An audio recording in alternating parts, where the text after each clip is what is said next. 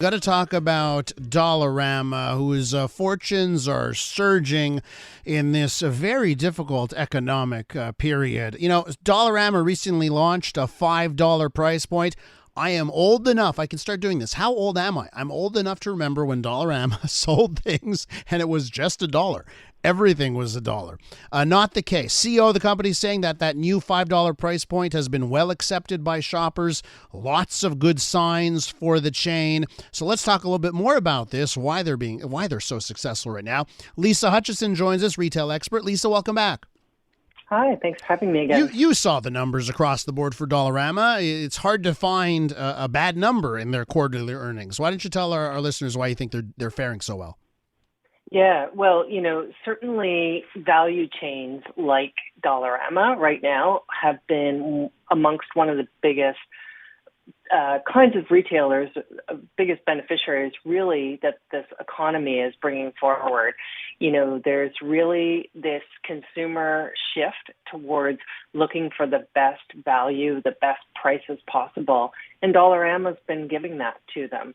And so it's really become more than just a discount store that you went to for those dollar items. It's now becoming a grocery store for many as well as they expand their locations. They become more convenient.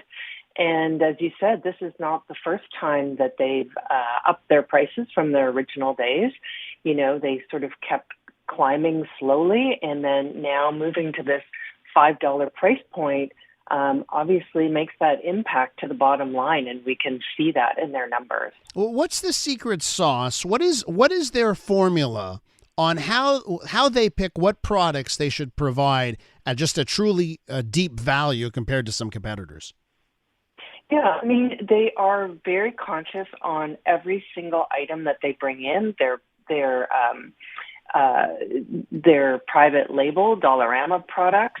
And so they really source their product and they look for bargains themselves and make sure that they're giving that value pricing.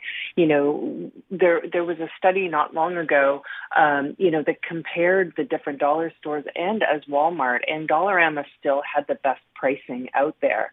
And so, but at the same time, dollar stores, there are some unit costs that sometimes are not the best value. So the consumer has to be very conscious and know their numbers as well, because sometimes the dollar stores sell smaller units or smaller quantities, i.e., a 2-pack of toilet paper versus a 24-pack, because again, they know that their customer only has so much disposable income, and so sometimes they can't buy that 24-pack. Lisa, I want your take on something, and I think the discussion we're having on Dollarama comes into play on this one. So you're probably aware today in Ottawa, federal government called the CEOs of the grocery stores. You show up. You better show up. If you don't lower your prices, you just wait. We're going to do some stuff, right? And so it's the 5 major chains that do groceries have been called to Ottawa. And now we're doing a story here about Dollarama. And it certainly seems that part of their success is them selling more and more grocery items.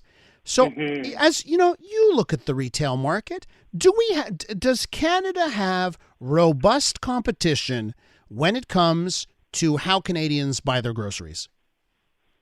Well, we do have competition, but you're right. Dollarama is becoming a grocery store, and especially with this new price point, this allows them to add whole new products that would never have been able to be in a dollar store or even a $2 store. With this new price cap, they can add more grocery, they can add more general merchandise. They're really becoming, some of these stores are very big footprints. And they definitely are a competitor. And I think because they're branded as Dollarama, we don't think of them as a grocery store, but they definitely are adding more and more grocery, and something to be thinking of. And one of the things that the numbers came out and said that their number of transactions climbed and the average transaction size climbed. So that means people are going there and buying more. And I think we talked once already about the rewards program.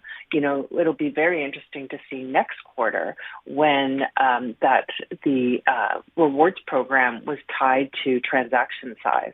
And Lisa, I mentioned how all the numbers look good. You mentioned the number of transactions up. That's 13%. Average transaction size also up. Key here: sales for the quarter, year over year, up almost 20%. Lisa, if you're another retailer who maybe you never considered Dollarama competition, like what do you think other chains in Canada, and I guess this goes from the Loblaws to Canadian Tire, everyone who might compete with Dollarama, what should competitors right now be doing looking at the success of Dollarama? For sure. They need to be looking at their product assortment and what is that price point and how and why the customer are converting over. And one of them is store location. They keep adding more stores.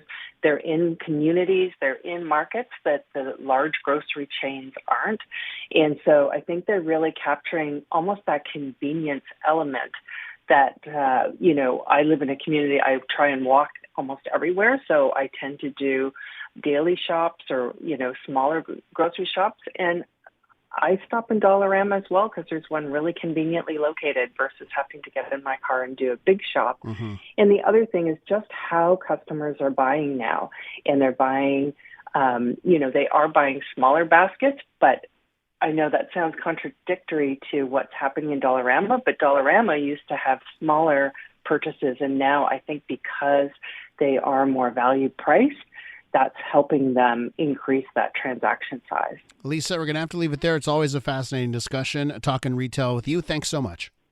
Great, thanks. That's retail expert Lisa Hutcheson.